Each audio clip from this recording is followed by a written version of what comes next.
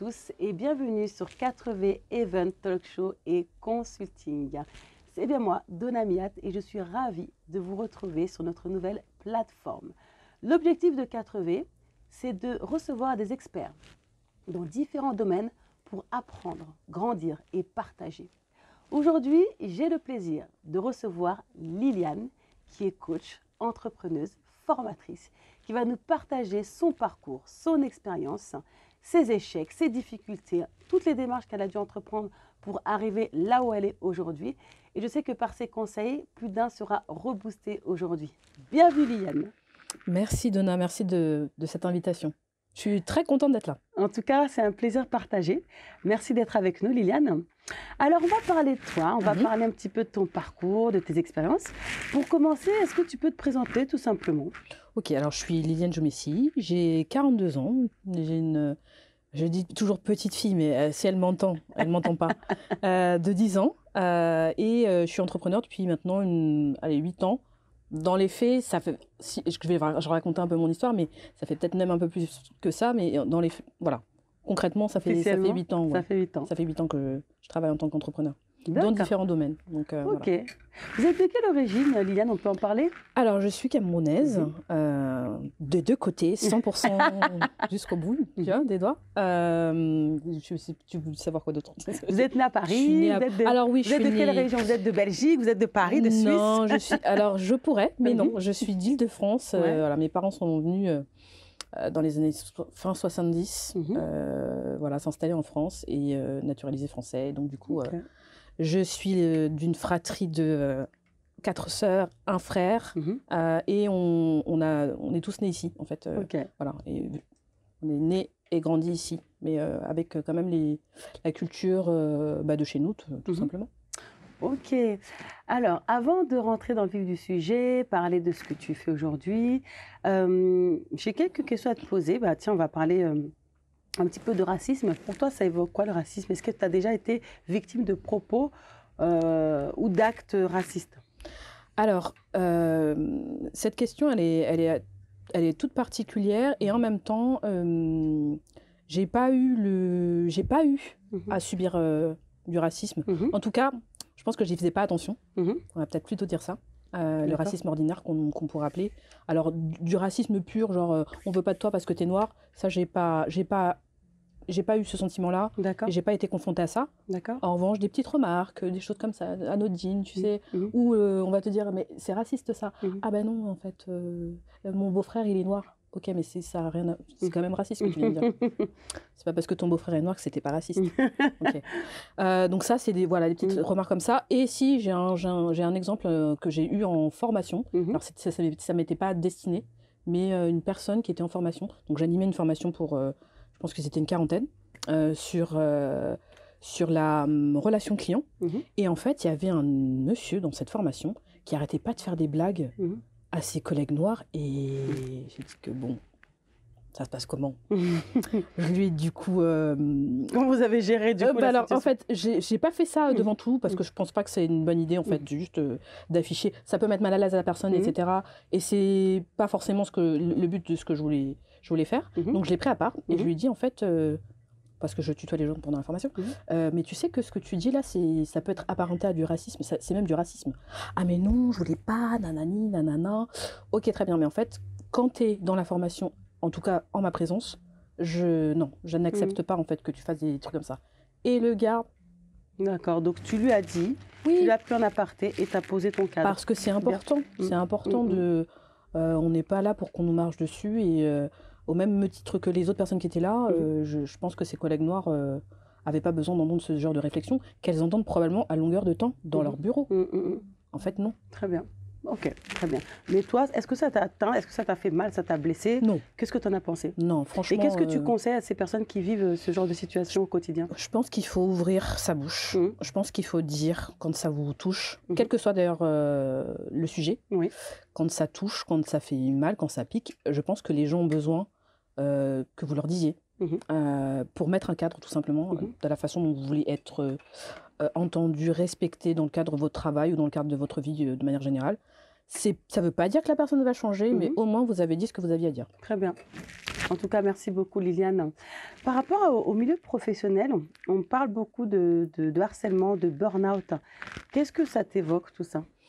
Alors ça, pour le coup, j'ai été confrontée à ça dans le cadre de mon métier de coach, parce que beaucoup de gens sont venus, notamment après le Covid, et même un peu avant, je pense que ça s'est amoncelé, mais le Covid a révélé pas mal de choses. Et le burn-out, c'était vraiment un mal du moment. Tu vois, c'est genre, c'est à la mode, venez, on a tous un burn-out. Mais pour le coup, c'est vraiment des gens qui sont en souffrance, des gens qui sont allés au bout de ce qu'ils pouvaient endurer, avoir comme émotion, etc. Où vraiment, en fait, la machine, elle dit stop, quoi. Oui. Et j'ai eu à travailler avec des gens comme ça qui étaient vraiment au bout du rouleau et qui ne savaient pas comment s'en sortir.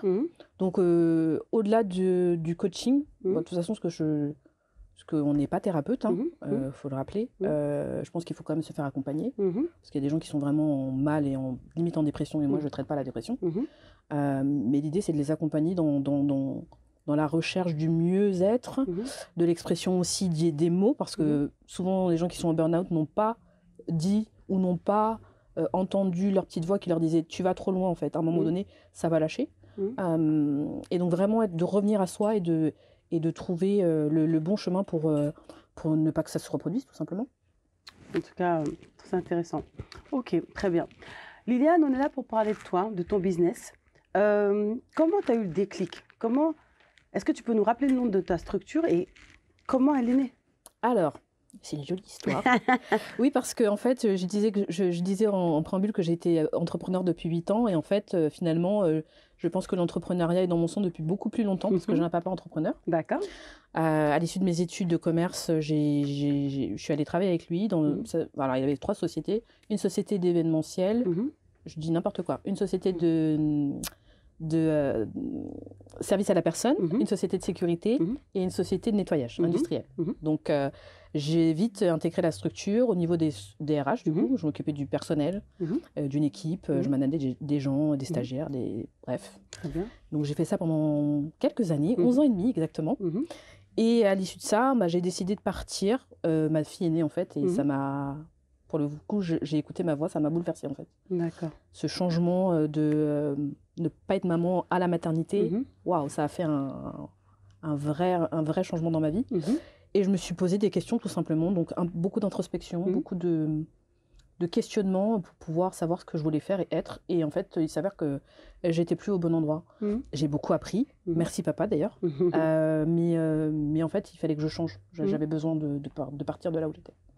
Donc, je me voilà en train de partir et je vais du coup travailler cette fois-ci avec mes sœurs. Donc, on reste dans la famille. On va pas trop loin, on reste dans la famille. Mais du coup, alors la famille, souvent on dit qu'il ne faut pas travailler en famille, c'est des problèmes. Alors, c'est quoi la clé pour réussir en franchement, c'est famille? à la fois très avantageux et à la fois compliqué. Mais pour le coup, ça fait 20 ans que enfin, on a arrêté de travailler ensemble, mais ça faisait quand même 18 ans que je travaillais avec ma famille, finalement, entre le père et les sœurs, et la mère, du coup. C'est quoi le secret? Le secret, c'est franchement... on s'est bousculé. On s'est bousculé, on s'est dit des trucs. En fait, je pense que c'est libérer la parole et pas avoir peur de dire les choses, parce que c'est ça qui fait qu'il y a des frictions, il y a des tensions. Parce qu'on est sur des schémas de communication habituels et donc on n'a pas envie potentiellement d'en changer, surtout en fonction du niveau où tu es dans la fratrie. Donc c'est pas toujours évident de trouver sa place finalement quand on travaille en famille. Une fois que tu l'as trouvé, en fait, c'est comment est-ce qu'on combine nos énergies les unes avec les autres. Et ça, c'est le parti un peu compliqué. Puis la partie cool, c'est quand même qu'on est assez libre. On travaille dans une énergie où on se dit on construit quelque chose ensemble. Et magnifique. Ça rapproche, ça rapproche en termes de lien, fraternel, puisque pour le coup, je travaille avec mes sœurs, mais... quand je travaille avec mon père, ça rapproche en fait. Bon, la seule chose, c'est que parfois, tu sais, parfois on a du mal à dissocier le pro du perso, mais tranquille. Voilà. Vous gérez. Alors avec vos sœurs, qu'est-ce que vous faites avec vos sœurs? Alors, je reprends du coup mon histoire. Je travaille avec mon père, je pars et je commence à travailler avec mes sœurs, qui avaient cette fois-ci une agence événementielle, et toujours en tant que DRH. Et cette fois-ci, j'ai rajouté la casquette de DAF, donc je m'occupais des finances et des RH. Et je me rends compte que je suis toujours pas dans le bon poste, il y a un truc qui cloche. Et comment vous vous rendez compte? Mais c'est toujours pareil. Dès que tu commences le développement personnel, en réalité, tu ne l'arrêtes pas vraiment. Moi, je suis toujours en veille. Il y a toujours une partie de moi qui est en train de se dire « Ah, ok, là, j'ai une émotion qui arrive, et donc du coup, talala, ça veut dire que… » Tu vois, j'ai cette réflexion et cette analyse qui est beaucoup plus simple maintenant qu'avant, mais voilà. Donc, par le questionnement interne et en fait, me dire que c'est pas tout à fait ça que je veux faire. Donc, quel est le métier que je veux faire? Et ça s'apparente un petit peu au bilan de compétences que je fais aujourd'hui dans mes activités, qui va être d'arriver à trouver le bon endroit pour la personne. Et donc, j'ai trouvé le coaching. Le coaching qui est venu à moi un peu comme une évidence. Mais en même temps, c'était pas aussi simple que ça parce que j'avais besoin de me former. Et du coup, j'ai décidé de le faire chez Segos pour ne pas les citer. Et ça a duré combien de temps? Alors, comment ça s'est passé? Quelles ont été les démarches? Alors, j'ai fait 2 phases de formation. J'ai fait une première phase qui n'a pas été très, très longue. Et la seconde phase, ça a duré 1 an. D'accord. Voilà. 1 an de formation dans le coaching. L'hypnose, pour le coup, l'EMDR et l'EFT, qui sont des techniques de libération traumatique et émotionnelle. Et également, dans ce qui est… j'ai fait une formation également pour accompagner les gens en bilan de compétences. Ça coûte cher, ce type de formation? Alors, on va peut-être parler d'argent à un moment donné, exactement, mais en fait, qu'est-ce que ça veut dire vraiment cher? Parce que du coup, quand tu veux investir sur toi et quand tu veux investir dans ta vie sur des trucs, on serait capable de mettre 1 000 € dans un téléphone, mais pas 1 000 € pour se former. C'est pas faux. Donc, l'idée, c'est juste, ok, qu'est-ce qui était bon pour moi à ce moment-là? Oui, les gens pourront dire, ouais, t'as payé 4 000 balles pour te former. Je t'assure qu'il y a des formations qui sont beaucoup plus chères que ça. Ça va de 1 000 à plus de 10 000 €. Hein. Oui, et en fait, ça dépend ce que tu veux atteindre comme objectif. Donc, et après, tu trouves les moyens pour pouvoir le financer. Donc, puis il y a le CPF aujourd'hui, il y a pas mal de… Oui, alors ma formation n'était pas prise en charge par le CPF, mes formations le sont, mais pour le coup, tu vois, c'est même pas une question de ça. C'est vraiment une question de j'ai envie d'atteindre un objectif, exactement. Et qu'est-ce que je suis prêt à débourser avec quelque chose qui me correspond, parce que c'est pas tout de se former. Je pense qu'il faut aussi trouver le bon endroit pour soi.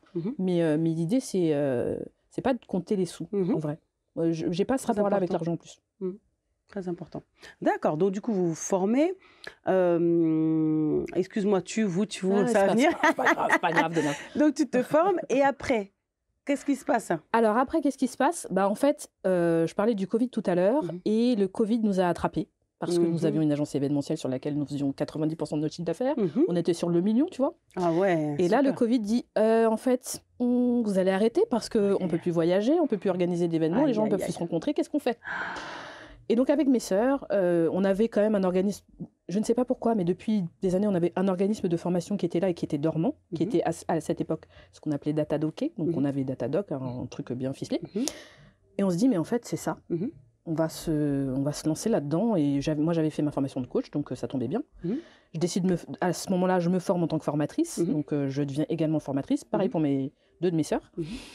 Et en fait, c'est le Covid qui nous a fait changer d'orientation. D'accord. Et on a commencé à ce moment-là à former des gens à distance. Dans quel domaine, les formations? Alors, dans le bien-être au travail, on a fait pas mal de conduite du changement aussi dans des organisations. On a fait tout ce qui est communication, prise de parole en public. On travaille également sur la relation client, des choses comme ça, un petit peu, voilà, des comme quoi, il y a de la demande dans ces domaines-là. Il y a de la demande dans ces domaines-là. Il y a de la demande. Et ensuite, voilà, il faut avoir les bonnes accréditations pour pouvoir le faire. Donc, avant, c'était Datadoc. Maintenant, c'est Calliope. Donc, une fois que tu as ça, c'est le sésame pour pouvoir accompagner dans les entreprises, via les OPCO ou via des financements directs. Tu peux faire pas mal de choses. D'accord, ok. Et du coup, aujourd'hui, comment tu t'organises? Parce que tu as le coaching, tu es formatrice aussi. Comment tu arrives à gérer les deux? Alors, en fait, une fois que je suis… Parce qu'on a fini de travailler ensemble avec mes sœurs, chacune est partie dans son coin. Oui, je peux dire ça comme ça. En tout cas, on a toutes créé notre structure. Donc, la mienne s'appelle Des Ailes Consulting.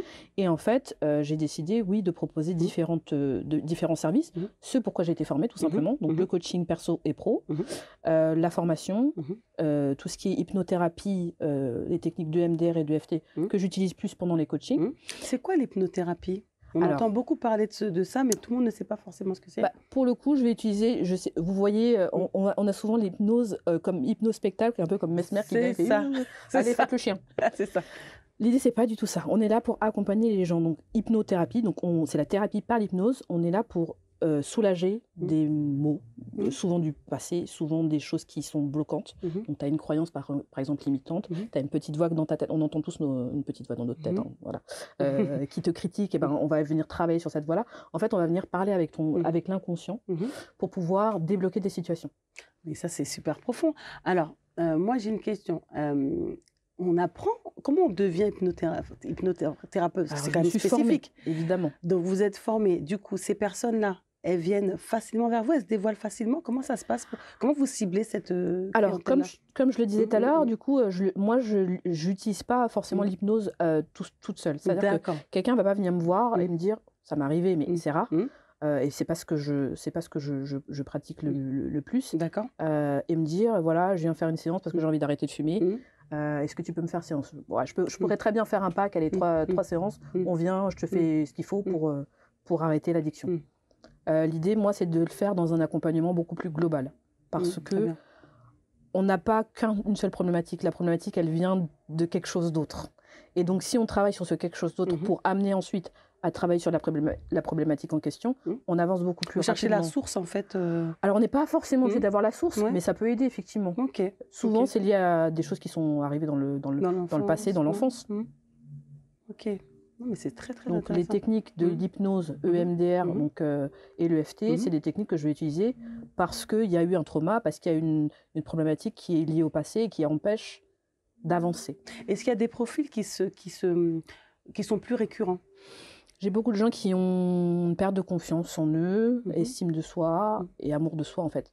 C'est souvent vraiment le cœur du sujet, c'est souvent ça. Même si tu viens pour une problématique, tu as l'impression que c'est pas ça. En vrai, quand on creuse, c'est ça. C'est ça. Et c'est dû à quoi, ça? C'est la société? Ça dépend des cas ou c'est pas? Est-ce que c'est pas un phénomène de société? Parce qu'il y a énormément de personnes qui souffrent de ça, en fait. Je pense que c'est bien profond dans la société. Je pense c'est un mal commun. Alors, je ne dis pas que tout le monde a manque de confiance en lui ou en elle, mais oui, je pense qu'il y a eu des choses. Bon, pour parler des personnes qui sont africaines, on a quand même un sacré paquet d'histoires derrière nous qui peuvent engendrer ce genre de choses et qui ne sont pas forcément liées à la personne qui est là à l'instant T, mais qui peut être du transgénérationnel. Donc, tu peux avoir ton aïeul qui a eu un souci. Et ça n'a pas été traité, donc du coup, ça revient sur la génération d'après. La génération d'après, c'est toi qui te retrouves avec le bébé à traiter. Comme quoi? J'ai des gens qui vont avoir des choses qui sont liées, par exemple, à des abus sexuels ou des choses comme ça. Et c'est pas forcément eux qui ont eu l'abus, mais peut-être quelqu'un d'autre. Et donc, du coup, tu te retrouves bloqué. Tu as des situations dans lesquelles tu n'es pas à l'aise ou autre, et tu te demandes pourquoi. Et en fait, en creusant, tu te rends compte que c'est pas toi. Ça peut être quelqu'un de ta famille, tout simplement. C'est incroyable, comme quoi même la souffrance d'une personne de notre famille peut nous impacter, même si on n'est pas directement concerné. Oui. D'accord. Et comment vous les aidez, ces personnes-là? À part, bien sûr, il y a la formation, il y a des techniques, j'imagine, mais... Ouais. En fait, l'idée, c'est déjà de comprendre. Donc, je fais déjà... Ça, c'est le premier contact, c'est un premier rendez-vous, ce qu'on appelle l'anamnèse. On vient et on essaie de comprendre ce qui se passe. D'accord. Pour faire un état des lieux. On fait un état des lieux, on voit, on pose plein de questions. Et ça me permet de construire un programme ou en tout cas d'analyser ce dont la personne a besoin pour pouvoir l'accompagner au mieux. Et dans ce programme, on va aller... parfois, je ne fais pas d'hypnose, ça arrive, mais parfois, c'est nécessaire. Il faut aussi que la personne soit enclin à accepter aussi de se faire hypnotiser, parce qu'il y a aussi des croyances qui sont là-dessus, comme je le disais par rapport à l'hypnospectacle. On ne peut pas vous faire ce que vous ne voulez pas faire en hypnose. Voilà, c'est que si vous êtes... faut l'accord de la personne. De toute façon, sinon votre inconscient, en tout cas, il y a un truc qui va bloquer. Comme quoi l'inconscient? Alors, c'est des sujets qu'on ne maîtrise pas forcément, Liliane, l'inconscient. Ça peut paraître un peu flou, on y croit, on n'y croit pas. Qu'est-ce que vous pouvez nous dire là-dessus? Parce que là, c'est... Alors, vous voyez l'iceberg, pour donner une image. Donc, on a le haut de l'iceberg, là, qui est au-dessus, et on a tout ce qui est en dessous. Et l'inconscient, c'est tout ce qui est en dessous, tout ce qu'on ne voit pas, tout ce qui n'est pas dit, toutes les souffrances et les peines qui sont en dessous et qui ne sont pas accessibles... Quand on parle, toi et moi, on est là, on parle avec notre conscient. On n'est pas avec notre inconscient. Quoique. Et du coup, l'idée, c'est d'aller creuser et d'aller voir ce qu'il y a en dessous, parce que c'est 95% de notre façon de fonctionner, si tu veux. Comme quoi? Mais c'est incroyable. Tu vois, ce que tu donnes aux gens, c'est pas vraiment ce qui se passe dans le fond là. Mais on commence, je trouve qu'aujourd'hui, on commence à aller justement chercher ces choses. On est de plus en plus dans l'inconscient, l'invisible, des sujets qui étaient peut-être tabous avant ou quoi. Je remarque qu'on est de plus en plus dans ça. Puis là, c'est professionnalisé. Quand même, c'est professionnalisé. Moi, j'ai une question. Est-ce qu'il vous est déjà arrivé d'avoir un client ou un patient, je ne sais pas comment vous l'appelez, patient, un client, qui vous expose à une situation et vous dites, est-ce que là, je pourrais traiter? Ça m'est arrivé. Ça m'est arrivé et quand je sens que c'est pas moi, j'envoie vers un autre professionnel. Parce que l'idée, c'est pas de faire du mal aux gens. Au contraire, c'est de leur faire du bien, plutôt de les faire avancer. J'ai eu des choses où j'étais incapable de pouvoir gérer la situation. Et puis après, tout ce qui est problème psychique, par exemple schizophrénie, voilà, etc., je ne suis pas à même de traiter ce genre de choses. Je n'ai pas fait d'études pour ça. Donc, là, il faut aller vers les spécialistes. Il faut savoir se dire non, en fait, quand on ne sait pas. C'est pas mon domaine. Exactement. Et voilà, je vous propose d'aller voir tel ou tel. Réorienter. Exactement. Il y a un réseau? Est-ce qu'il y a des gens, il y a des personnes que vous orientez vraiment, des personnes que vous connaissez ou vous orientez Alors, sur la thérapie, à proprement parler, je n'ai pas spécialement de réseau, mais tu vois, tu soulèves un truc, peut-être que ça peut être intéressant de travailler avec une thérapeute ou psychiatre ou autre. À qui je pourrais transmettre les dossiers un peu critiques. Mais j'avoue aussi que j'en ai pas eu 150, tu vois, des cas où je peux pas gérer. D'accord. La plupart du temps, quand tu viens voir un coach, a priori, tu sais à peu près pourquoi. Et s'il y a un sujet sur lequel je peux pas aider, voilà, je dis juste de trouver quelqu'un. Est-ce qu'il y a une anecdote, pardon? En fait, comme j'accompagne pas des gens que sur ma région aussi, tu vois, j'avais accompagné des gens. Le plus loin, je pense que j'ai fait, c'était le Kenya ou un truc comme ça. Tu vois, je peux pas forcément donner un contact, appelle telle ou telle personne. Oui, bien sûr. Du coup, est-ce qu'il y a une anecdote de réussite ou de cas, voilà, où vous avez géré un cas et voilà, ça s'est bien passé, la personne vous a appelé, je pense que ça fait quand même plaisir. Est-ce qu'on peut partager ça avec vous? Alors, j'ai plein de réussites, ça c'est cool, tu vois, parce que ça, c'est vraiment quelque chose dans nos métiers de coach et d'accompagnant. C'est de voir la transformation des gens, c'est ça qui fait plaisir en fait. C'est de voir que tu es arrivé avec ta problématique, etc., à un point A et que tu as réussi à amener à la personne à un point B. Alors, on n'a pas d'obligation de résultat dans le coaching, on a juste obligation de moyens, c'est-à-dire que normalement, tu donnes les moyens à la personne d'atteindre ses objectifs. Donc, pour répondre à ta question, oui, j'ai une cliente qui est venue et qui avait des problématiques de confiance en elle. Elle avait un poste dans lequel elle ne se sentait pas bien, avec prise d'antidépresseurs, voilà, pour truc. Et à la fin, finalement, après différentes séances, donc j'ai fait un accompagnement plus ou moins long, sur 6 mois quand même, on a réussi qu'elle change de boulot, beaucoup plus de confiance en soi, et surtout elle a arrêté ses antidépresseurs. C'est une belle victoire, ça. Oui, parce que c'était une personne qui était particulièrement anxieuse et je t'assure que vraiment, arriver à du dosage où elle était à la fin à arrêter complètement, évidemment sous la responsabilité de son thérapeute de l'époque, puisque voilà, c'était pas avec moi. L'idée, c'était de pouvoir l'aider à avancer dans sa vie. Et vraiment, franchement, pour le coup, elle a une belle évolution et je suis juste contente en fait de l'avoir aidée, tu vois, d'avoir mis ma petite pierre à l'édifice. Mais magnifique. Encore une fois, après, le travail vient des gens. Il vient pas... Oui, je suis là et je suis le fil conducteur qui peut amener à. Mais si tu veux vraiment changer, tu peux. Alors justement, le coach, selon toi, c'est quoi la définition du coach en fait? C'est quoi son rôle? Qu'est-ce qu'il apporte aux gens? Alors pour moi, le coach, c'est vraiment quelqu'un... Je vais parler de moi parce que je pense que je ne pratique pas le coaching comme on me l'a appris d'ailleurs. Parce que voilà. Tu prends la technique puis tu en fais quelque chose qui t'appartient. D'accord. Moi, je suis là pour révéler des potentiels. Je suis là également pour accompagner les gens à sortir de leur blocage. Et surtout leur montrer que toutes les réponses sont à l'intérieur d'eux. Et qu'ils n'ont pas forcément besoin de l'un ou l'autre pour pouvoir avancer dans leur vie. Donc, je donne beaucoup de clés, en fait, des clés de compréhension de soi et des clés tout court pour pouvoir déverrouiller au fur et à mesure les choses dans la vie des gens, tout simplement. Et c'est quoi un bon coach? Selon vous, parce que c'est... Pour moi, déjà, il faut être formé. On ne décrète pas être coach comme ça. Je pense que je ne me serais pas sentie légitime d'accompagner les gens si je n'avais pas été formée. Le syndrome de l'imposteur, voilà, que je traite aussi en séance. Mais un bon coach, pour moi, c'est quelqu'un qui qui laisse pas les gens dépendants de lui, tu vois, et qui donne, comme je le fais, des clés pour avancer dans l'autonomie. Qu'elle devienne autonome. Et après, oui, je pense qu'on a plein de façons de coacher, plein de façons d'avancer. Il y a plein de thématiques différentes qu'on peut aborder aussi en coaching. Tant que tu as ta posture et que tu prends pas aussi... si vous êtes des éponges émotionnelles, pardon, ne soyez pas coach. Mais que tu sais faire la part des choses, du moment que tu prends du recul et tu as une vraie posture d'accompagnant, d'égal à égal d'ailleurs avec la personne, parce qu'on n'est pas des sachants. Genre, je suis là, comme je peux le faire en formation, où je vais venir dérouler un truc et je vais venir vous apprendre des notions. C'est pas le cas du coach. Le coach, il est là pour aider et faire avancer la personne dans sa vie. Ok. Donc, on a parlé du Covid, du confinement. C'est un sujet qui est beaucoup revenu. On va continuer sur ce sujet parce que c'est vrai que ça a bouleversé des foyers, des familles.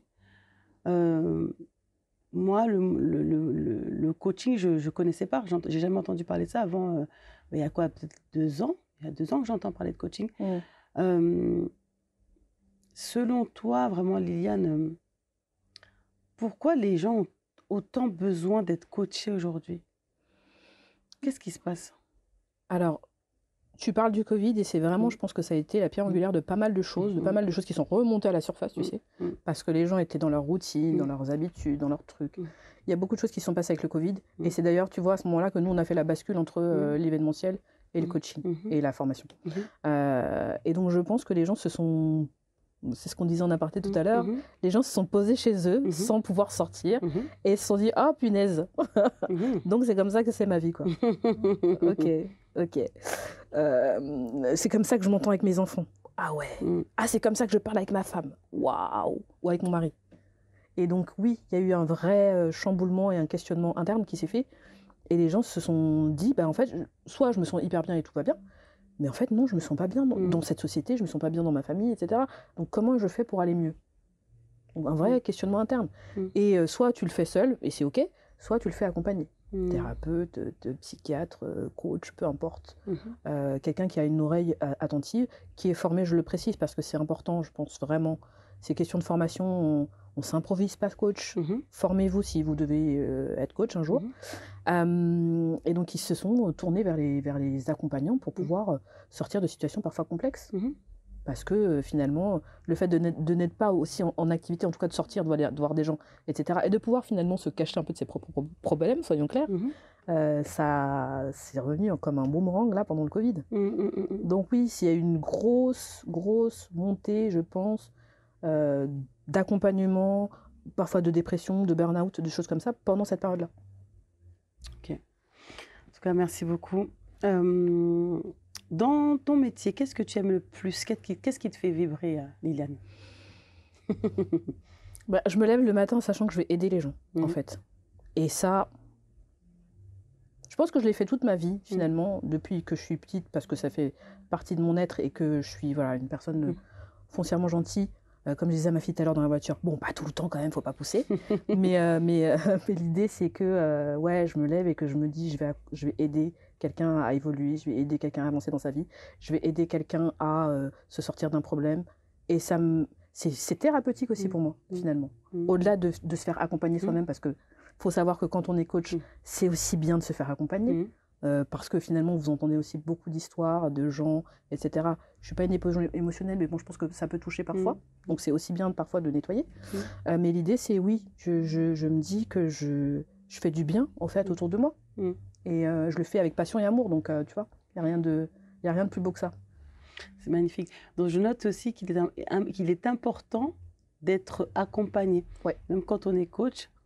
Donc, du coup, toi, tu as un coach, tu as un mentor, tu as un modèle Non, je n'ai pas de coach, j'ai une thérapeute. D'accord. J'ai une thérapeute et après, je fais des thérapies brèves en fonction des problématiques que je rencontre. Parce que je pense qu'on est encore meilleur accompagnant quand on est bien dans ses pompes et quand on a réglé ses comptes avec je ne sais pas qui. Mais en tout cas, c'est important. Tu ne peux pas être au bord du burn-out et te dire que tu vas accompagner des gens, ça ne marche pas. C'est clair.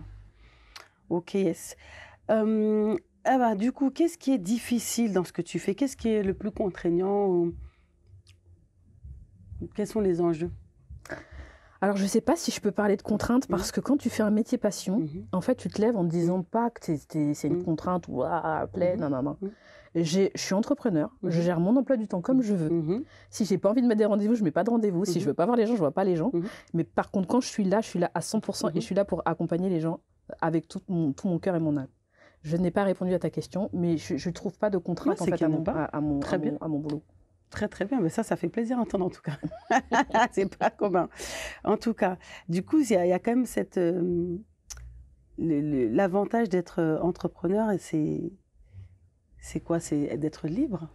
Il y a une forme de liberté. Alors, on parlait de peur tout à l'heure et de se dire qu'à un moment donné, oui, être entrepreneur, ça peut aussi faire peur parce que tu n'as pas la... J'étais salariée avant, même si j'étais dans la structure de mon père. Oui, j'avais mon salaire qui tombait tous les mois. Donc, c'est pas la même énergie que de se dire, bon, ok, si tu taffes pas, en fait, tu n'as pas de... Tu manges pas. Wow. Tu n'as pas de rentrée. Je mangerai toujours. Parce qu'il y a toujours des moyens de manger. Mais oui, tu n'as pas de rentrée d'argent. Ouais. Et donc, il faut travailler son rapport à l'argent, en fait. Parce que si tu vis dans cet esprit de manque, finalement, dans la peur de manquer, oui, tu vas manquer. Mais après, il faut être réaliste quand même, parce que c'est vrai qu'il y a des personnes qui vont dire, oui, je veux entreprendre, mais j'ai mes factures, j'ai mes crédits. Mais là, tu travailles sur la peur, là, déjà. Mais qu'est-ce que tu leur conseilles, du coup? Tu leur dis quoi? Il faut quand même qu'ils s'organisent, il faut quand même qu'ils réfléchissent, qu'ils ne se lancent pas à l'aveugle. Bien évidemment. Vous ne dites pas un matin, je vais être entrepreneur, ça y est, j'ai créé ma boîte, je ne sais même pas ce que je vais faire. Non. Pour moi, l'entrepreneuriat, c'est vraiment genre... Je ne me suis pas levée le matin en me disant, je vais être entrepreneur. C'est vrai que ça coule dans les veines parce que mon père est entrepreneur, mais c'est devenu un truc limite... je ne pouvais pas faire autrement, quoi. Je ne peux pas me lever là et me dire que je vais aller travailler pour quelqu'un, pour un truc que je n'ai pas envie de faire. Ça dans mon système nerveux, il y a un truc qui se passe et dit hey, toi, tu n'es pas possible. possible. Non, ça ne peut pas marcher. Donc, demain, si je dois conseiller des gens pour être entrepreneur, soyez au clair sur ce que vous voulez faire. Et oui, il y a des risques, mais il y a des risques dans tout. Tu peux traverser la rue demain et te faire heurter par un bus. Tout à fait. Donc, l'idée, il ne faut pas se mettre de frein soi-même, en fait. Non, parce que on est nos pires ennemis. On est nos pires ennemis. C'est-à-dire que la petite voix dont je parlais tout à l'heure, elle est là, et parfois, elle est insidieuse. C'est-à-dire qu'elle va vous donner des informations qui sont parfois liées à votre passé, donc qui vous bloquent. Mais l'idée, c'est, OK, qu'est-ce que tu veux vraiment faire dans ta vie? Si tu veux être entrepreneur, mais sois entrepreneur. J'accompagne des gens qui sont là, ils veulent se lancer, mais tu as ta propre peur, et puis après, tu as la peur des gens qui sont dans ta famille. Mais c'est pas vrai, mais tu vas pas te lancer, et du coup, et comment tu vas faire et donc, l'entourage aussi. Merci. Soyez hyper bien entourés. Quand vous voulez entreprendre, faut pas être entouré de gens qui ont peur déjà que vous soyez entrepreneur. Souvent, c'est la famille, malheureusement, on y fait face, mais il faut essayer de faire abstraction de ça. Avoir la bonne idée aussi, parce que bon, si vous entreprenez dans un truc que vous n'aimez pas, ça ne marchera pas. Et vous êtes votre entreprise, donc ayez un minimum confiance en vous et foi en ce que vous allez proposer aux gens et que ça va fonctionner. Donc on reparle de la foi. L'idée c'est... Alors je ne parle pas forcément de foi religieuse, mais si c'est Dieu, tant mieux. Si c'est pas Dieu et que c'est l'univers ou autre, moi je me lève le matin en me disant, même parfois quand j'ai des galères d'argent parce que ça arrive, mais je sais que ça va aller, en fait.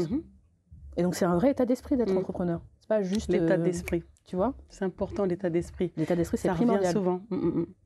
Ok, on parle de petite voix. Elle vient d'où, cette petite voix-là? Eh bien, c'est une bonne question, disons. C'est qui, cette voix-là? Et dis-toi qu'on en a plusieurs. Elle fatigue, cette petite voix-là, parce qu'on la connaît toutes, et c'est marrant que tu en parles. C'est quoi, selon toi? Et comment on la traite? Comment on la fait taire, cette voix? Alors, pour moi, il y a plein de voix différentes et il ne faut pas toutes les faire taire. Parce que chacune a sa place à l'intérieur de toi. Il y a la voix qui est plutôt l'intuition. C'est-à-dire, celle qui te dit ce fromage n'a pas l'air très bon. Non, ne le mange pas. Ok, bon, bye. Et puis, il y a la voix qui te dit t'es nul, tes trucs. C'est celle-là qui est un petit peu plus dure, tu vois. Et parfois, il faut même se demander si c'est sa propre voix qu'on entend ou si c'est celle de ton père qui t'a dit que tu étais nul quand tu étais petit. Donc, cette deuxième voix-là, que je vais appeler le critique intérieur, cette voix-là, il faut l'amadouer, parler avec elle, voir ce dont elle a besoin.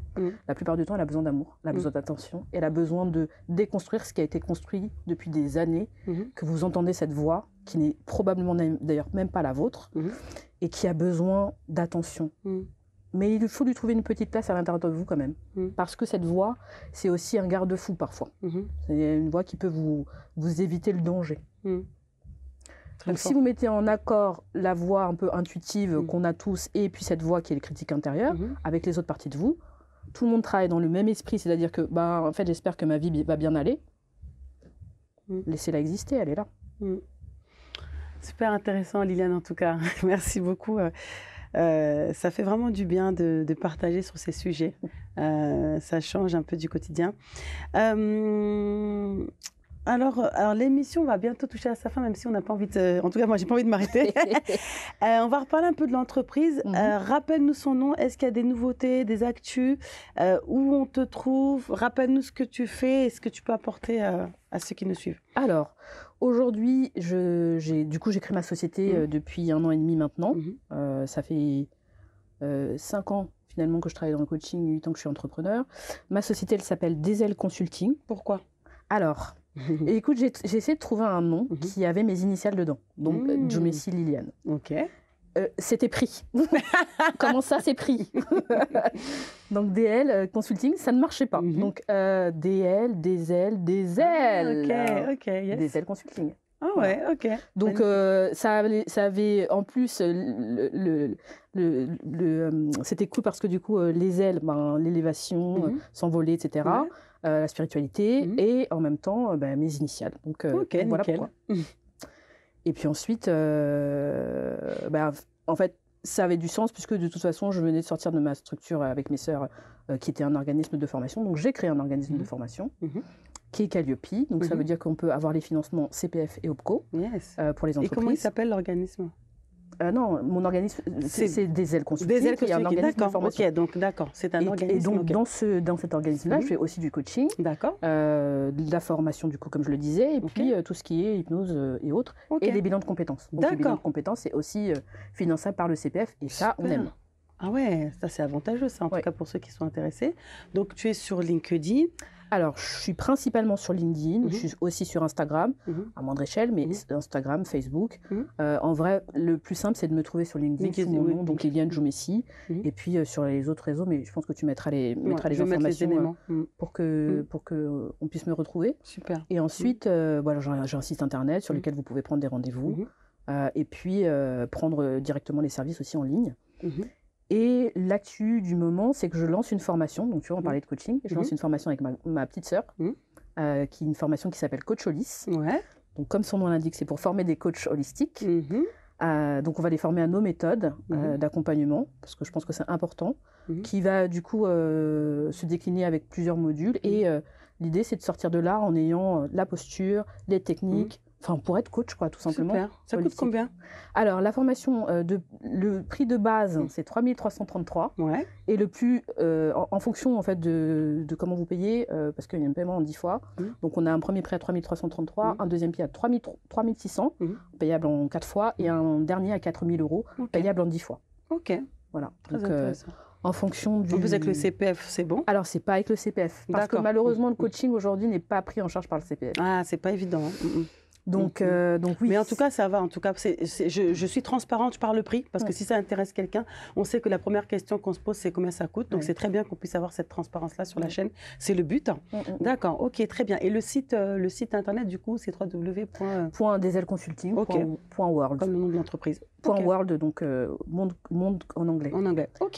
Si je peux me permettre juste la formation Coach Holis, c'est une formation qui va être du coup sur 8 à 9 mois et qui va se dérouler à distance et donc une fois par semaine. D'accord. Et c'est le soir. Donc les gens qui bossent peuvent le faire. Parfait. De 20h à 22h tous les jeudis. Et ensuite, avec évidemment des échanges en groupe et en session, parfois en one-to-one et en groupe quand ça sera les jeudis soirs. Donc, une formation hyper complète. On l'a voulu vraiment complète. Ça commence quand? Ça commence le 16 janvier 2025. Donc, vous avez un peu de temps. Notez. Et il y a un tarif spécial jusqu'au 11 novembre. Donc, on a fait 5% sur tous les prix que je t'ai donné, 5% de réduction. De réduction. En tout cas, organisez-vous, c'est très intéressant, en tout cas pour ceux qui veulent devenir coach. N'hésitez pas à vous rapprocher de Liliane. On mettra donc les coordonnées de ces structures en descriptif. Ok, qu'est-ce que tu penses de la jeunesse? On va clôturer notre émission, la jeunesse actuelle. Qu'est-ce que tu penses? Est-ce que tu as un conseil pour eux aujourd'hui? Alors, je parlais de détresse tout à l'heure. Et ben, je pense qu'il y a pas mal de gens qui sont dans cette énergie-là. On est dans un monde qui fait peur, en fait. Au travers de ces médias, au travers de détresse, le premier mot qui est sorti, c'est oui, détresse. détresse. Pourtant, on voit des jeunes entrepreneurs, des jeunes... Non, je dis pas qu'il n'y a pas des gens comme ça. Des jeunes qui brillent. Mais la plupart, ouais. malheureusement, la plupart sont soit sur les réseaux sociaux, soit à la télé, soit dans là. C'est que des trucs négatifs qui passent, en fait. Ouais. Et donc, on s'imprègne de ça, malgré tout. Tu peux essayer de mettre de la distance, mais en réalité, tu t'imprègnes quand même. Et donc, on vit dans une société où on nous fait peur. Et donc, oui, ils sont en détresse sur certains points.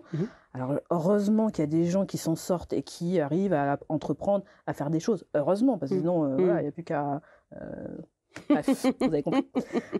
Donc, l'idée, c'est d'accompagner ces jeunes, ne serait-ce que dans la recherche de qu'est-ce que j'ai envie de faire plus tard aussi, tu vois, dans l'accompagnement de ces jeunes qui sont... ils ne savent pas, en fait, on ne les accompagne pas suffisamment. Notre système éducatif aujourd'hui, il n'est pas adapté à tout ce qu'on vit et tout ce qu'on pourrait mettre en place.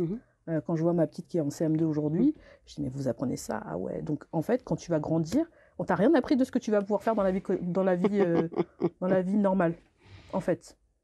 Donc, comment est-ce qu'on aide les jeunes qui sont là aujourd'hui à devenir des adultes conscients demain? Et c'est ça, en fait, mon boulot, finalement. Intéressant, intéressant. D'accord. Alors, comment tu t'organises? Parce que tu fais pas mal de choses, Liliane.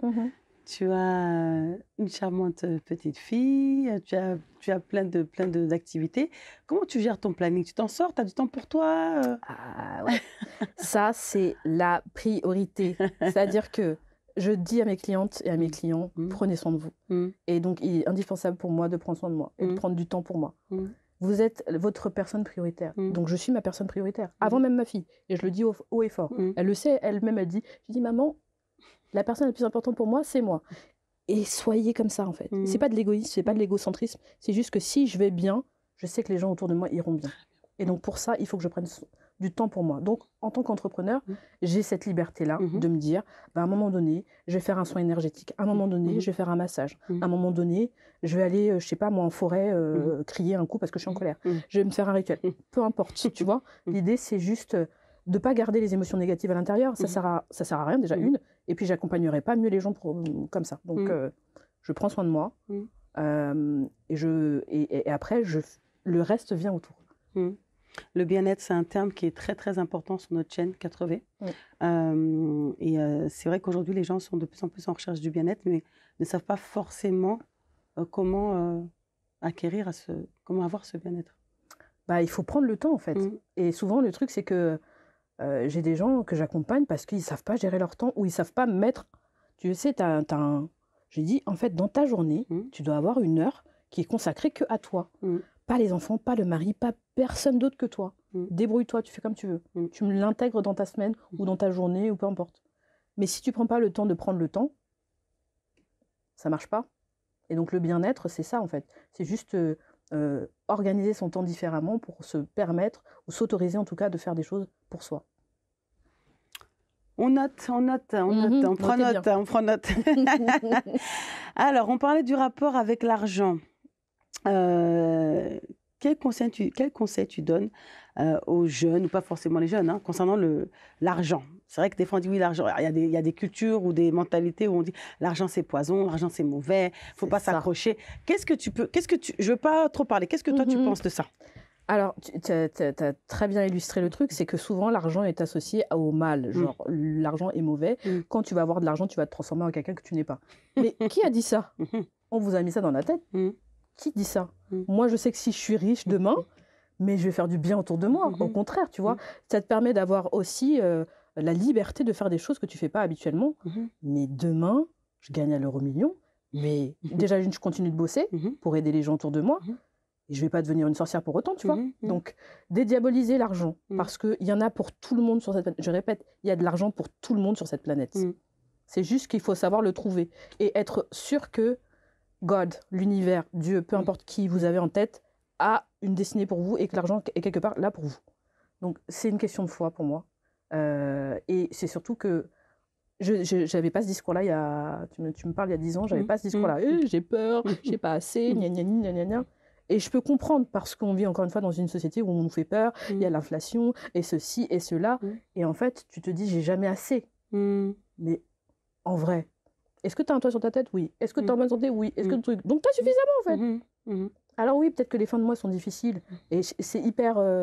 je ne sais pas si les gens vont bien le prendre, à la limite, ce que je suis en train de dire, mais ça n'engage que moi. Mais parfois, j'ai des fins de mois difficiles. Mais ça va très bien dans ma vie. Parce que je sais que demain, ça va être moins difficile. Parce que je sais que demain, je vais pouvoir payer mon loyer, je vais pouvoir faire ci. Parce que je sais que l'argent va venir d'une manière ou d'une autre dans ma vie. Pour moi, c'est une énergie, en fait, qui circule, qui nécessite que vous croyez qu'elle va circuler de votre côté pour ce qu'elle arrive à vous, en fait, tout simplement. Donc moi, je suis persuadée que l'argent circule très bien, de mon côté en tout cas, et que je vais réussir à faire des trucs que j'ai à faire parce que j'y crois. Mais du coup, Liliane, ça veut dire que si dans sa tête, on se met en mode positif, on se met en mode ça va, du coup, on attire. Pour moi, la loi de l'attraction, elle est vraiment... C'est un vrai truc. C'est une vraie... Franchement, c'est scientifiquement prouvé en plus. Oui, évidemment, si tu broies du nord toute la journée, les seuls trucs que tu vas voir, c'est les trucs négatifs. Par contre, si tu es positif, ce matin, je me suis levée, il y avait un super soleil. Effectivement, il y a eu de la pluie. Mais quand même, ce matin, il y avait du soleil, en fait. C'était cool. C'est pas la même énergie, tu vois, que de dire, ah ouais, c'est quoi ce temps? Ah, il change tout le temps. On n'est pas dans la même énergie. Donc oui, je crois vraiment que quand on est positif dans sa vie, on attire des choses positives. Alors, ça ne veut pas dire qu'il faut se tourner les pouces, genre, ah, je suis positif, Non, il faut aussi se lever et passer à l'action. Sinon, ça ne sert à rien. Et c'est ce que je fais dans mes coachings. Tu ne peux pas te dire que c'est très bien la vie, etc., et ne rien faire pour que ça arrive. Donc, mais comment on entretient cette énergie positive? C'est la face des pensées? Franchement, beaucoup, ouais. En tout cas, je vais parler de mon expérience. Ça va être beaucoup évidemment de pensées positives. Je vais me nourrir de trucs positifs. Je ne regarde pas les infos. Je suis rarement sur les réseaux sociaux parce que je trouve ça trop anxiogène et en fait, ça nous éloigne de la réalité. Si je veux construire quelque chose de beau et de positif dans ma vie et que je regarde, pour ne pas les citer, RMC, je sais pas quoi là, et chaîne d'infos, mais laisse tomber. En fait, je vais finir comme tout le monde à me dire, punaise, je sais pas comment je vais faire pour payer le truc à la fin du mois. Non, non, en fait, je peux pas être dans cette énergie-là, ça ne marche pas. En tout cas, dans ma réalité. Maintenant, je sais qu'il y a beaucoup de gens qui ne sont pas dans cette réalité-là, et je leur dis que c'est possible d'être dans la mienne, parce qu'elle est quand même vachement plus cool. Pour clôturer, avant le mot de la fin, qui te sera donné, du coup, c'est quoi ta source? Je pense qu'on en a un petit peu parlé, mais c'est quoi ton essence, ta force? Est-ce que tu es spirituelle? Est-ce que tu es superstitieuse? Est-ce que tu es un porte-bonheur? C'est quoi ton moteur au quotidien? Alors, franchement, je ne suis pas superstitieuse. J'ai juste la foi, de manière générale. Et encore une fois, je répète, ce n'est pas la foi religieuse nécessairement, que les choses vont bien se passer. Donc, je crois en quelque chose de plus grand que moi. Et je sais que quoi que je fasse et quoi que je veuille, je peux le manifester et que ça va arriver. Donc, si on peut parler de spiritualité, oui, je pense que je suis quelqu'un de spirituel et que j'utilise aussi énormément mon intuition pour pouvoir naviguer dans ce monde où les choses sont parfois un peu tumultueuses, mais j'arrive toujours à trouver la bonne direction. Et souvent, l'univers ou Dieu, peu importe, me met sur la route des gens bienveillants, des gens positifs, mais parce que je le suis aussi. Donc, on parlait d'attraction tout à l'heure. C'est rare que je tombe sur quelqu'un qui va venir être véhément ou autre belliqueux par rapport à moi, parce que c'est pas ça que je donne. Donc, quand tu donnes de l'amour, de l'énergie positive, en général, je dis en général parce qu'il peut y avoir des trucs où, évidemment, c'est pas toujours rose, hein, on n'est pas dans le monde des bisounours, mais en général, ça arrive. Et si je vois qu'il y a un caillou dans ma chaussure, mais je vais regarder le caillou, je vais voir qu'est-ce qui se passe. Et c'est là que je me fais accompagner. Parce que s'il y a un caillou, c'est qu'il y a une raison. Ok. En tout cas, est-ce qu'il y a un mot de la fin, Liliane, par rapport à cet échange, par rapport à toi, ce que tu as envie de dire, comme tu veux? Écoute, je te remercie déjà de faire tout ça, de vulgariser un peu les informations, parce que c'est important que les gens sachent qu'ils ne sont pas tout seuls, qu'ils peuvent se faire aider, se faire accompagner. Et ce n'est pas forcément une question aussi, on n'a pas parlé de ça, mais finalement, ce n'est pas fait que pour les Blancs. Je ne sais pas qui va regarder ça, mais ne prenez pas ça pour vous. Voilà, les gens, vous avez besoin, vous trouvez quelqu'un qui vous ressemble ou pas d'ailleurs, mais quelqu'un en qui vous pouvez potentiellement avoir confiance et qui va vous accompagner dans cette construction, dans cette démarche d'évolution et de développement. Donc je pense que quel que soit l'âge, on peut évoluer, on peut changer, on peut s'améliorer. Et on est là pour révéler ça, nous les coachs et autres accompagnants. Super. En tout cas, merci beaucoup Liliane. Moi, j'ai passé un super moment. Je sais que vous aussi. Je vous invite à rester branchés, connectés sur 4V Event Talk Show et Consulting pour de prochaines émissions. Prochainement, on organisera des événements où il y aura des interventions avec des coachs, des thérapeutes, des nutritionnistes, etc. Vraiment, restez connectés. Il y a plein de belles surprises qui arrivent. À bientôt. Bye bye. Au revoir.